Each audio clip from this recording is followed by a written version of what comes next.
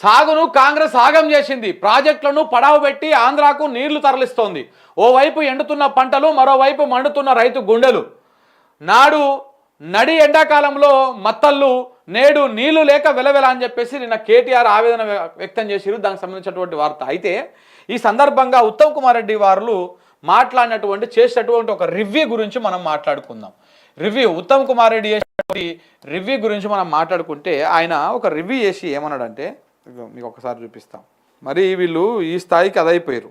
ఈ జిల్లా కలెక్టర్లు అందరితోటి రివ్యూ మీటింగ్ పెట్టిండు. ఇంకో ఇలా ఉంది చూపిస్తాను. జిల్లా కలెక్టర్లు అందరితోటి రివ్యూ మీటింగ్ పెట్టిండు. రివ్యూ మీటింగ్ పెట్టిండు. వ్యవసాయ శాఖ మంత్రి ఆయన కలిసి అందరు కలిసి రివ్యూ మీటింగ్ పెట్టుకున్నారు.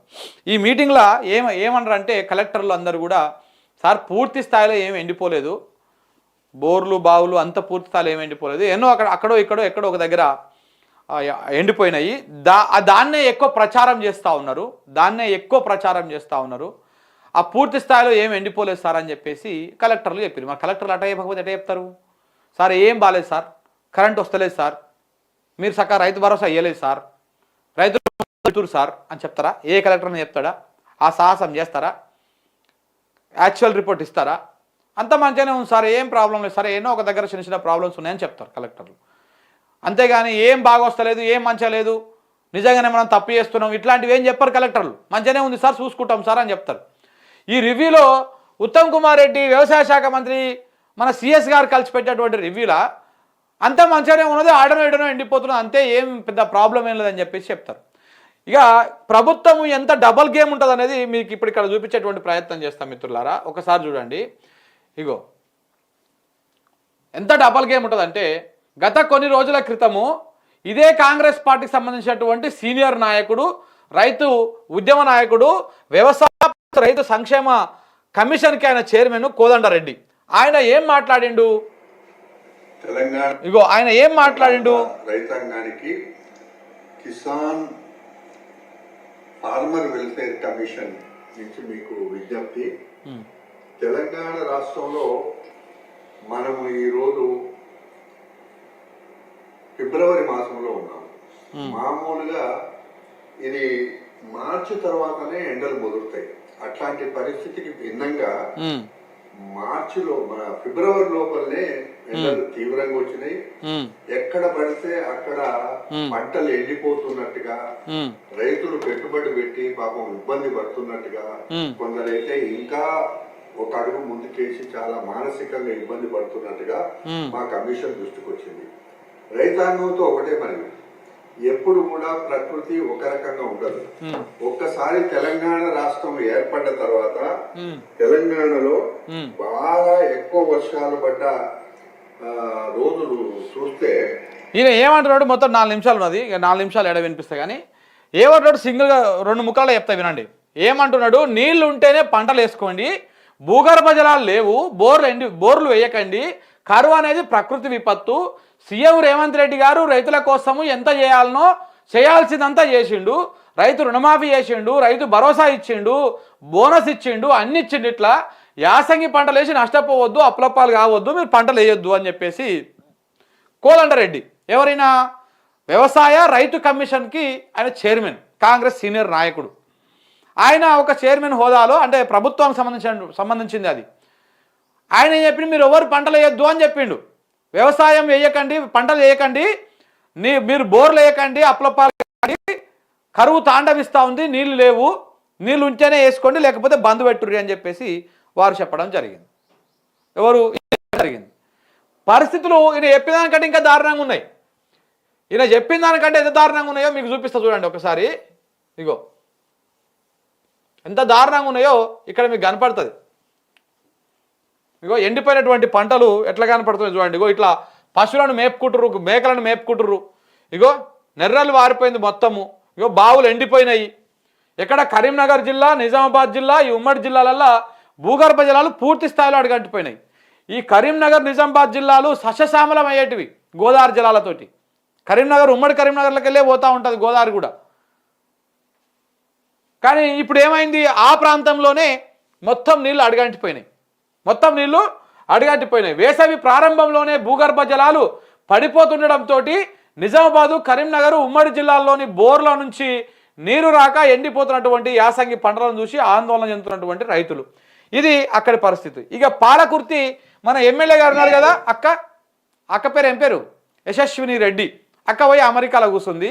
ఈడనేమో పాపము వాళ్ళేమో నీళ్ళ కోసం తనలాడుతారు. ఇక చూడండి,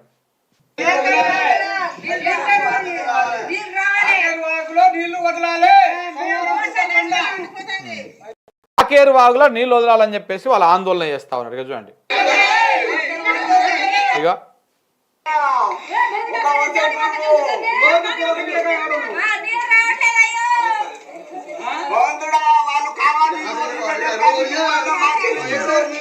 ఇట్లా రైతులు ఆడికొచ్చి ఆ ఉన్న ఒక్క సుక్క నీళ్ళకి ఆడికొచ్చి రైతులను వేడుకుంటారు. ఇక దేవుళ్ళని వేడుకుంటారు. దేవుడా నువ్వే కాపాడాలి, మా ఎమ్మెల్యే ఏమో అమెరికాలో ఉన్నది, ఆమె మంచిగా విలాసవంతమైనటువంటి జీవితాన్ని అనుభవిస్తున్నది, అక్కడ మమ్మల్ని గాలికి వదిలేసింది, ఆమె నేను ఏదో చేసేస్తా అని చెప్పింది, మేమందరం ఎరిపప్పలమై ఓట్లు వేసినాము, ఇగో ఇట్లా మమ్మల్ని ఆగం చేసిపోయిందని చెప్పేసి పాలకుర్తిలో రైతుల ఆందోళన ఈ రకంగా ఉన్నది. ఉత్తమ్ కుమార్ రెడ్డి గారు నీళ్లున్నాయి, మంచిగా పంటలు వంతున్నాయని కలెక్టర్ చెప్తా ఉన్నారు, కానీ ఇక్కడ పరిస్థితి గిట్లా ఉన్నది. ఇంకొక సూర్యాపేటలో చూడండి ఎట్లా ఉంది. 12 ఎకరాల పొలం నాడు పెట్టినాం, 2 ఎకరాలు ఉంది, మిగిలిన 10 ఎకరాలు ఎండిపోయిందండి. ఇదే ఫస్ట్ సారి ఎండిపోయింది. కాంగ్రెస్ గవర్నమెంట్ వచ్చినాక నీళ్లు విడతల వారి ఇస్తారని బట్టి చేసినాం. మాకు చాలా శరణ్యం. ఒకవేళ మాది ఇప్పుడు ఎకరానికి 40,000 దాకా పెట్టినాం మేము పెట్టుబడి. 2 బోర్లు వేసినాం, 2 బోర్లలో సుక్క నీరు రాలేదు. ఎకరానికి 40,000 పెట్టుబడి, 2 బోర్లు. బోర్ అంటే ఒక్కొక్క బోరుకు 50,000 వేసుకో అనండి యావరేజ్గా. 50,000 అవి ₹1,00,000. ఈ 10 ఎకరాలకు 40,000 అంటే ఇవి ఒక 4 లక్షలు. అంటే అటు ఇటుగా ఒక 5 లక్షల రూపాయల పెట్టుబడి ఒక రైతు పెట్టి నష్టపోతే ఆ రైతు ఆ 5 లక్షల నుంచి బయటపడాలంటే ఎంత సమయం పడుతుంది? ఇంకా వాళ్ళకి ఆత్మహత్యలు కాకపోతే ఇంకేం వస్తాయి చెప్పండి చివరికి? ఆ 5 లక్షలకు మిత్తి ఏంది, కథ ఏంది, ఆ మిత్తి మీద మిత్తి ఏంది, ఆడు కట్టకపోతే ఊకుంటాడా ఇచ్చినోడు, ఇవన్నీ ఉంటాయి కదా. పాపం ఆమె ఆవేదనలో వెనకంగా ఆ గొర్రెలు బర్రెలు మేస్తూ ఉన్నాయి ఆ వర్షేలా. ఇగో ఉన్న బోర్లు ఎండిపోయినా, బావులు ఎండిపోయినా, వేసిన నీళ్లు లేకుండా అయినాయి. పుస్తకాలు పెట్టి 2 బోర్లు వేస్తే ఒక్క సుక్క నీరు రాలేదు సార్. మేమేం చేయాలి? మందు తాగి సావటం తప్ప మాకు ఇక వేరే మార్గమే లేదండి. ఇక మొత్తం గొర్రెకి ఇచ్చేసినాం. ఒకవేళ కావాలంటే కలెక్టర్ దగ్గరికి వచ్చి అయినా ఇంకా మందు పోసుకొని చచ్చిపోవడే సార్. ఏం లేదు. ఇక మీరు ఇక ఏం చేస్తారో మీదే అంతా. శ్రీరామ్ సాగర్ వస్తుంది, మాకు బండినే ఓట్లు ఈ సంవత్సరమే ఎండిపోయినాయి. మాకు విడతల వారిగా నీరు ఇస్తారన్నారు అంతే. అసలు ఆ ఎస్ఆర్ఎస్పి కాలువల కాళేశ్వరం నీళ్లు తుంగతుర్తి, కోదాడ, హుజూర్ నగరు, ఆ సూర్యాపేట బెల్ట్ మొత్తం పారేటిది. ఇప్పుడు ఆ నీళ్లు లేవు, ఈ నీళ్లు లేవు, కరెంటు చక్కగా లేదు, ఈ రకంగా ఆగమైపోతా ఉన్నారు అన్నమాట. మన ఉత్తమ్ కుమార్ రెడ్డి గారేమో అద్భుతం, ఆహా ఓహో అని చెప్పేసి వీళ్ళు చెప్తా ఉన్నారు. ఇక్కడ కలెక్టర్లు వీళ్ళందరూ కూర్చొని ఉత్తమ్ కుమార్ రెడ్డి గారు మంచిగానే ఉన్నదని చెప్పేసి ఈయన చెప్తా ఉన్నాడు. ఇక ఇవిట్లా ఉంటే మన అయోధ్య రెడ్డి ఉన్నాడు కదా, సీఎంపీఆర్ అయోధ్య రెడ్డి, ఆయన ఏం చేస్తున్నాడు? ఇగో ఇట్లా ఈనాడు పత్రికలో వార్తలు రాపిస్తుంటాడు. ఎంత దొంగలు చూడండి బయట పడుతుంటారు. వరిపైనే గురి పెట్టిరు, యాసంగిలో భారీగా సాగైతుంది. ఇప్పటి వరకు 53.24 లక్షల ఎకరాల్లో వరి సాగైతుంది. సాధారణం కంటే 13% ఎక్కువ పంటలు వేసిరు.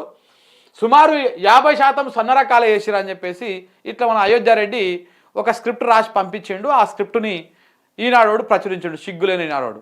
అది అయిపోయాక మళ్ళీ ఇది రాష్ట్ర వారం రోజులు తిరగక ముందుకే ఇగో ఇదే ఆంధ్రజ్యోతిలో ఒక వార్త వస్తుంది. పంట తడి కంట తడి అని సాగునీరు లేక పొట్ట దశలోనే ఎండిపోతున్న వరి, అడుగంటిన భూగర్భ జలాలు, వట్టిపోయిన బోర్లు, ఆయకట్టు రైతులకు కన్నీరే, ప్రాజెక్టుల నుంచి నీళ్ళేవి, పూడిక పిచ్చిముఖతోటి అధ్వానంగా మారిన కాలువలు, మరమ్మతులు లేక చివరి భూములకు అందని నీళ్లు, ఏమాత్రం ఆశలు లేక వరి పొలాల్లో పశువులని వదిలేస్తున్నటువంటి పరిస్థితి అని చెప్పేసి ఇట్లా ఆంధ్రజ్యోతి మన ఒక వార్త రాసింది. పంట పొలాలు ఎండిపోతున్నాయనేమో వీళ్ళు రాస్తే, అయోధ్యారెడ్డి ఏమో ఈనాడులో అద్భుతంగా ఉన్నాయి పంటలు, పచ్చగా విరాజిల్లుతున్నాయని చెప్పేసి ఆయన ఒకటి పేడ్ ఆర్టికల్ రాపించుకున్నాడు. ఇట్లా వీళ్ళ దొంగతనాన్ని, వీళ్ళ డొల్లతనాన్ని వీళ్ళే బయట పెట్టుకుంటారు పత్రికలు. సో కాబట్టి ఈ రకంగా ఇంకెంతమందిని ఇట్లా పెట్టి మభ్య పెట్టేటువంటి ప్రయత్నం చేస్తూ ఉంటుంది ఈ పత్రికలు. సో కాబట్టి ఇవన్నీ కూడా తెలంగాణ సమాజం అర్థం చేసుకోవాలి. తెలంగాణ సమాజము అవగాహనకి రావాలి. ఇప్పటికైనా మంత్రులు చెప్పేటువంటి మాటలకి, అధికారులు చెప్పేటువంటి మాటలకి, ఇక్కడ గ్రౌండ్లో ఉన్నటువంటి వాస్తవాలకి అసలు సంబంధమే లేదు, పొంతనే లేదు. అన్ని అబద్ధాలు చెప్పేటువంటి ప్రయత్నం చేస్తూ ఉన్నారు మంత్రులు. సో కాబట్టి వీటి నుంచి కొంత వాస్తవాలు తెలుసుకోవాల్సినటువంటి అవసరం ఉంది. ప్రధానంగా రైతాంగం మేలుకోవాలి. మళ్ళీ వస్తారు పగటేశకాల లెక్క మీ దగ్గరికి, రకరకాల ముసుగులు వేసుకొని వస్తారు. రేపు పంచాయతీ ఎన్నికలలో వస్తారు, దాని తర్వాత ఎంపీటీసీ జెడ్పీటీసీ ఎన్నికలలో వస్తారు. ఇది అయిపోయాక మళ్ళా అసెంబ్లీ ఎన్నికలలో మళ్ళీ వస్తారు. ఇట్లా ఇప్పుడు 10,000 కాదు 20,000 ఇస్తామంటారు, 30,000 ఇస్తామంటారు. ఇట్లా రకరకాల మోసాలు చేసుకుంటూ వస్తారు మీ దగ్గరికి. మీరు అవి నమ్మి మోసపోతే మళ్ళీ ఈ రకమైనటువంటి పరిస్థితులే వస్తాయి. తెలంగాణ బాగుపడడం కావాలన్నా, మనం మోసపోయి గోసపడి మళ్ళీ వెనకపోవడం కావాలన్నా ఆలోచన చేసుకోవాల్సినటువంటి అవసరం రైతుల దగ్గరనే ఉన్నది.